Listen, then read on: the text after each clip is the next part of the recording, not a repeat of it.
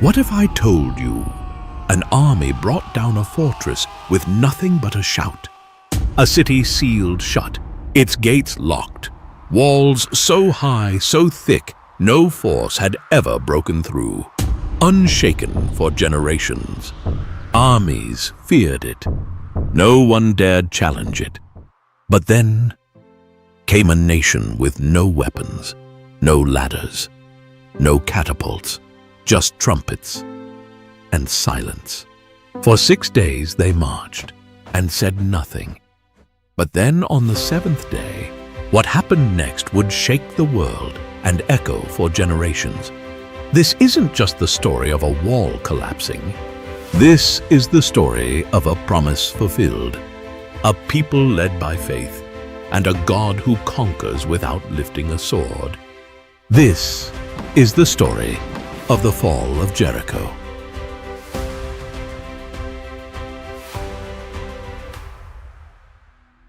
After 40 years in the wilderness, the journey was nearly over. Israel had crossed the Jordan on dry ground. The river that once stood between them and the Promised Land had parted by the hand of God. Their feet touched Canaan's soil for the first time. Joshua now led the people, a new leader for a new chapter.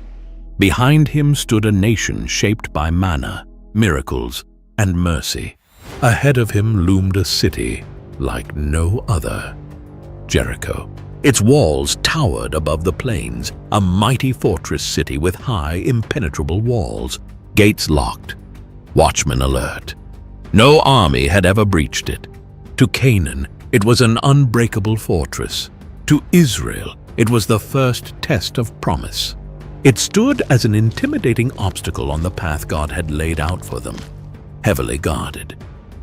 Feared throughout the region, no one went out. No one came in.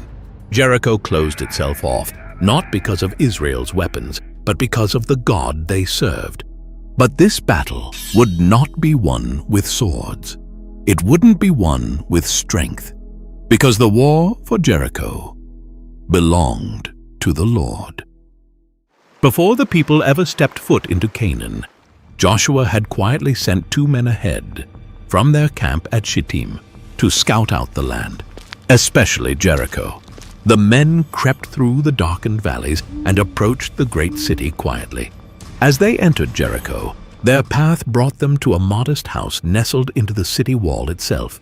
The owner was Rahab, a woman known in Jericho, though not for noble reasons. She was a prostitute, living on the margins of society.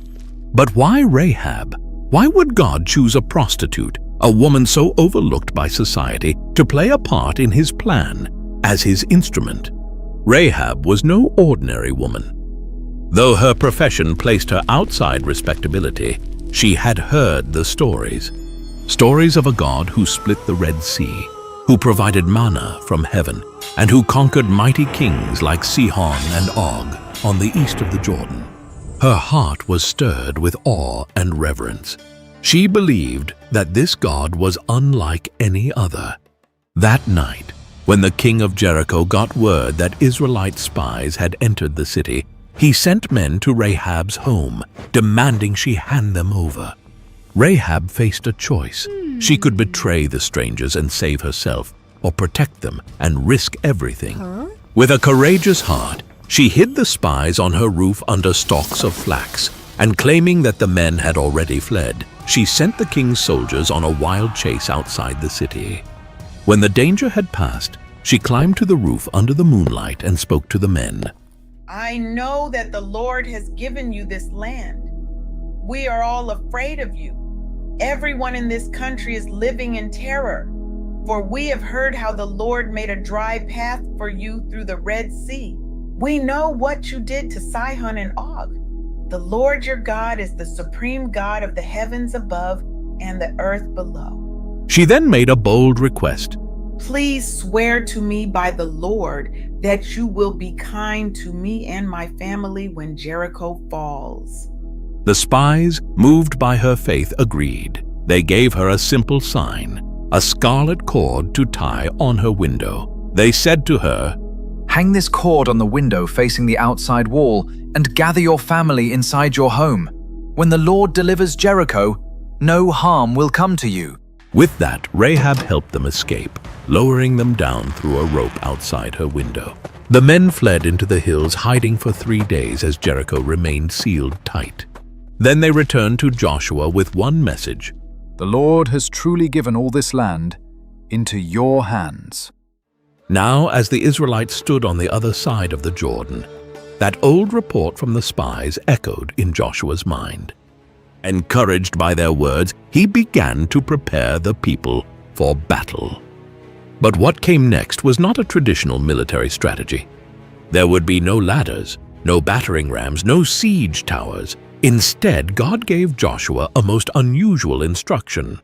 "March around the city once every day for 6 days. Have 7 priests carry trumpets of ram's horns in front of the ark. On the 7th day, march around the city 7 times, and then blow the trumpets. When you hear a long blast, have all the people shout with a mighty shout. Then the walls of the city will collapse." It sounded absurd, childlike even. But Joshua knew God's ways were higher than man's understanding. So he gathered the people and shared the plan. By the way, if you find any of these videos interesting, meaningful, or enjoyable, please consider subscribing. These take a long time to make, and it really helps out. And if you love what we're doing and want to go a step further, you can now become a channel member.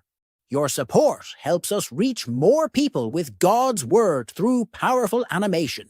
Just click join and be part of the mission. On the first day, the people of Israel assembled in quiet obedience and determination. Under the watchful eyes of Jericho's guards, they marched in perfect formation around the city's walls. At their forefront, 7 priests carried the Ark of the Covenant, the sacred symbol of God's presence among them. As the procession advanced, the only sound to pierce the heavy silence was the deep, haunting blast of 7 ram's horns, echoing like a divine call through the air. The guards peered from the city walls, puzzled by the strange procession.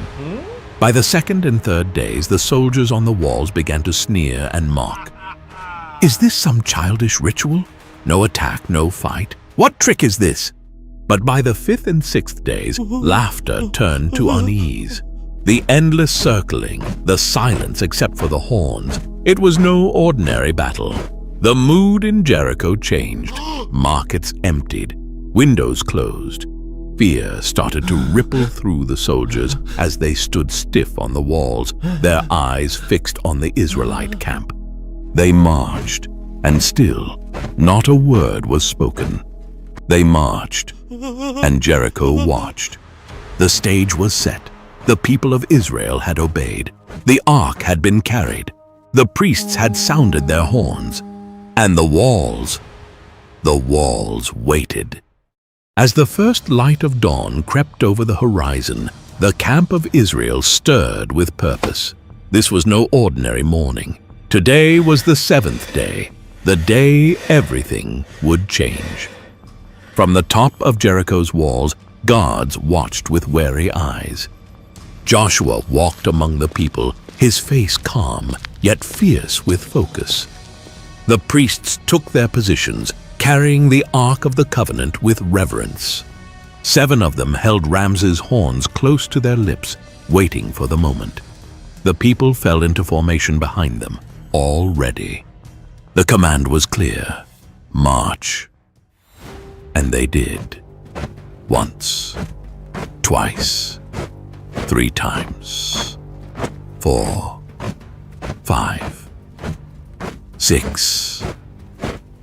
From the walls, Jericho's watchmen no longer mocked. They stood frozen and terrified. Then came the 7th lap. The priests raised their horns and blew a thunderous blast. The signal. Joshua turned to the people, his voice rising above the echoes of the horns. "Shout, for the Lord has given you the city." And in that moment, they did.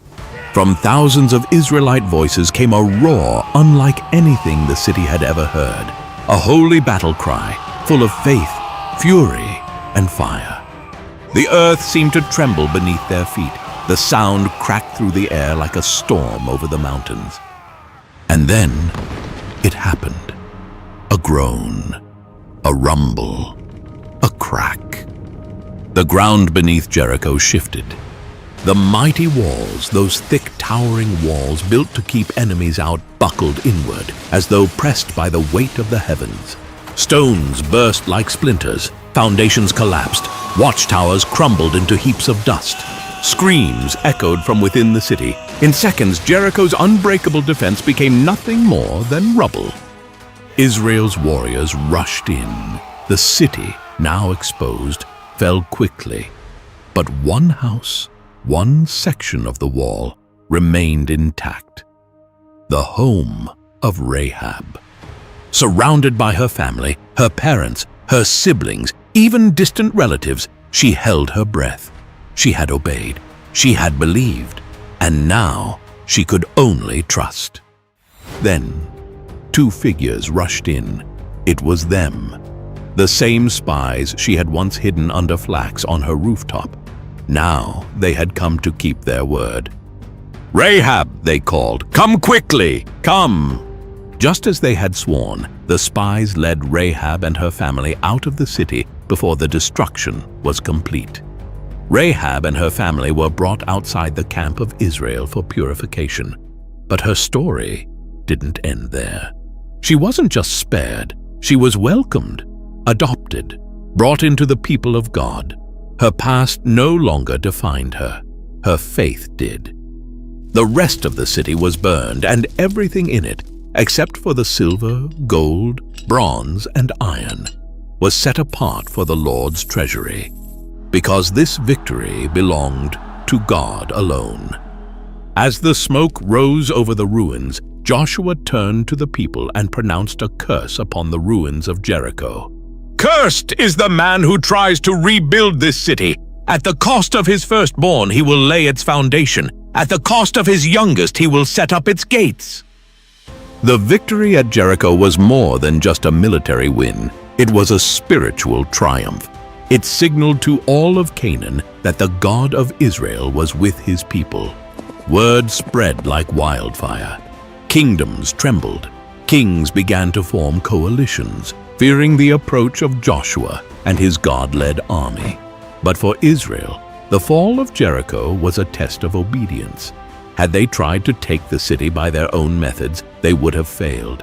But because they obeyed, even when it made no sense, they saw God move in power. For Rahab, it was a new beginning. She was no longer Rahab the prostitute, but Rahab the faithful, grafted into the nation of Israel. She would go on to marry a man named Salmon from the tribe of Judah, and together they would have a son named Boaz, the same Boaz who would one day marry Ruth. From them came Obed, the father of Jesse, who was the father of King David. And generations later, Jesus, the Messiah. Yes, think about it. Rahab, a pagan prostitute from a condemned city, became a direct ancestor of the King of Kings. Why? Because she believed, because she acted on that belief, because she hid the spies, hung the scarlet cord, and entrusted her life to the God of Israel. The story of Jericho is more than just a chapter from ancient history. It's a mirror reflecting the power of God, his unchanging faithfulness, and his quiet call to trust him even when we don't fully understand. God's instructions to Joshua and the Israelites seemed strange. Marching silently around a city instead of charging it with swords, shouting only when told. It didn't make sense by human logic, but their obedience, even when it seemed foolish, unlocked God's miraculous power. In many ways, our lives are like that today. How often do we face moments where God's plans don't add up, where the path seems unclear and our faith is tested? Sometimes he asks us to move forward, step by step, without seeing the full picture. In those moments, obedience isn't easy. It often feels risky, even scary. But just as with Israel, obedience is the doorway to miracles. The Israelites did not conquer Jericho by their strength or clever strategy. They won by the hand of God. Our victories in life over guilt, brokenness, addiction, loneliness, injustice, temptation, and many more are not won by might or power, but by the Spirit of the living God working in and through us. And then there is Rahab. Rahab's story shines a light on a truth that can change everything. No one is beyond God's reach. No past is too dark. No mistake too great. Rahab was a woman with a complicated past, living on the edge of society, yet her faith saved her. And not only saved her, but made her part of God's plan for redemption. She became an ancestor of the Savior himself. Her story whispers hope to anyone who feels unworthy or forgotten, that God sees beyond who we were and calls us into who we can become. So, what walls are standing in your life today? Fear? Doubt? Past mistakes? Like Jericho's walls, they seem unbreakable. But when faith meets obedience, when you trust God beyond what you can see, those walls begin to fall. When God leads, victory comes. Trust Him beyond your understanding and watch what He will do. If you haven't subscribed yet, please don't forget to do so. It really helps us continue providing you with amazing videos like this.